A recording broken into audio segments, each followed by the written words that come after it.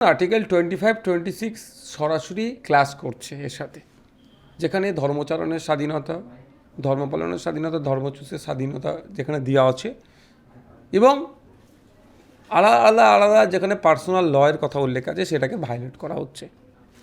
এটা শুধু সংখ্যালঘু নয়, ভিন্ন সম্প্রদায়ের মানুষের উপরই এটা আঘাত আসছে। এটা কোনোভাবেই যেটা নিয়ে আসছে এটা উপকৃত থেকে বড় কথা হচ্ছে কিছু ভোটকে সন্তুষ্ট করার জন্য এবং দেখানো হবে মুসলিমদের ওপরে চাপিয়ে দেওয়ার জন্য এইগুলো করা হচ্ছে। তাই এখন দরকার আছে আমাদেরকে ইউনাইটেড হওয়া। শিক্ষার ক্ষেত্রে, স্বাস্থ্যর ক্ষেত্রে রাজ্য পিছিয়ে আছে, রাজ্যকে এগিয়ে নিয়ে যেতে হবে কীভাবে, তা নিয়ে আমাদের চর্চা করা দরকার। আজকে পশ্চিমবাংলার শিক্ষা ব্যবস্থা ধ্বংস হয়ে গিয়েছে।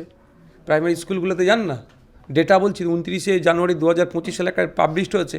পশ্চিমবাংলা ক্লাস 4-এর ছেলেরা প্রায় 10% কাছাকাছি, 1 থেকে 9 পর্যন্ত তারা বলতে পারছে না। ক্লাস 3 ছেলেরা অক্ষর পড়তে পারছে না, অক্ষর পড়তে পারলেও শব্দ পড়তে পারছে না। পশ্চিমবাংলা স্কুলে প্রায় 95% স্কুলে এখন কম্পিউটার নয়।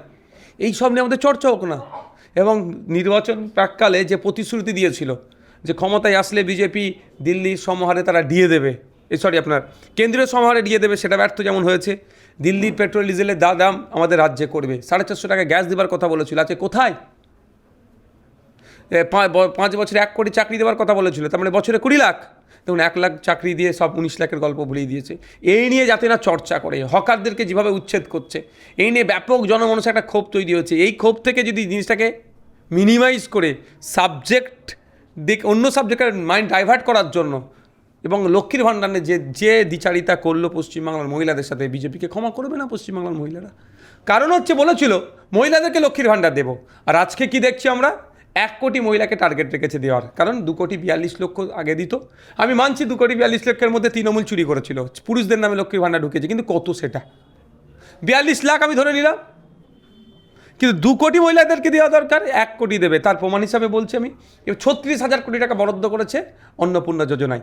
36,000 কোটি টাকা মিনস একজন মহিলা লক্ষ্মীর ভাণ্ডার 1 বছরে যদি পায় 36,000, 1 কোটি মহিলা পেলে 36,000 কোটি। এখানে বোঝাই যাচ্ছে যে তার বেশি দেবে না। তাহলে এই যে ব্যাপক পরিমাণ মহিলারা লক্ষ্মীর ভাণ্ডার থেকে বঞ্চিত হবে, তারা আগে নিতে হবে। এই সবের ক্ষোভের প্রশমিত করার জন্য তো মুসলমানরা আছে।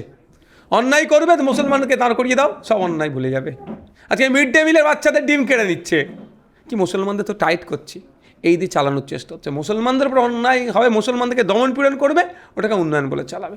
তবে এই বিলের আমরা চরম বিরোধিতা করব, আইনসভার মধ্যে করব, আইনসভার বাইরে গণতান্ত্রিক প্রক্রিয়াতে করব, এবং আদালতেও করব। অবশ্যই আমি তো সেখানে সেই ডিবেটে আমি অংশগ্রহণ করবে, চরম আমি গণতান্ত্রিক প্রক্রিয়ায় বিরোধিতা করব। 44তম এতে আপনি ডিবেটে যান, যে 44 আর্টিকেল 44-এর ডিবেটগুলো দেখলেই দেখা যাবে কোন পরিপ্রেক্ষিতে, কেন, কখনের জন্য এটা বলেছে। পুরো একটা হোল জাতি, ভারত জাতি যখন এটাকে করবে। আজকে বাল্যবিবাহের সংখ্যা বেড়ে যাচ্ছে, চাইল্ড প্রেগনেন্সির সংখ্যা বেড়ে যাচ্ছে, সেই দিকে সেটাকে কন্ট্রোল করার মতো সেই ধরনের কোনো কঠোর ব্যবস্থা নিচ্ছে না। তার পরিবর্তে যে মুসলমানদের ওপরে বা যারা সংখ্যায় কম, যাদের বলার লোকের অভাব, তাদের ওপরে সংখ্যাগুরুদের যে গণতন্ত্রের তাকে আস্ফলন করা হচ্ছে বা চাপানোর চেষ্টা হচ্ছে। দেখুন আমি আপনাকে একটা কথা বলি, আমি আমার কথা বলছি, কেউ যাক আর না যাক, আমি তা এই সোমবারতে অ্যাসেম্বলি হাউসের মধ্যে থেকে ডিবেটে অংশগ্রহণ করছি, আমি এটা কোর্টে যাব।